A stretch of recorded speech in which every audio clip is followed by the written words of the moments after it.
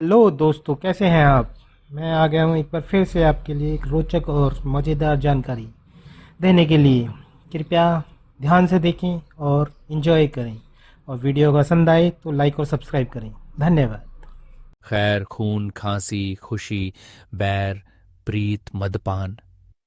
रईमन, दाबे न दबे, जानत सकल जहान। यहाँ रहीम जी कह रहे हैं कि इन 7 चीजों को कोई भी कितनी भी कोशिश करे छुपा नहीं सकता। इन्हें छुपाना संभव नहीं है, क्योंकि ये स्वाभाविक रूप से प्रकट हो जाती हैं। इस बात को सकल जहान यानी पूरी दुनिया जानती है।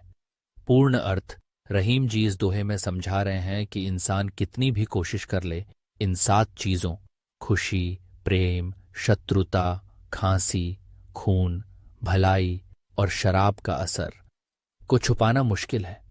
ये ऐसी भावनाएं और स्थितियां हैं जो किसी न किसी रूप में खुद ही बाहर आ जाती हैं और दुनिया इन्हें पहचान लेती है। व्याख्या। इस दोहे का मुख्य संदेश यह है कि जीवन की कुछ स्थितियों और भावनाओं को दबाना या छुपाना नामुमकिन होता है। चाहे आप कितनी भी कोशिश करें, ये भावनाएं आपके व्यवहार, शब्दों या हाव भाव से प्रकट हो ही जाती हैं।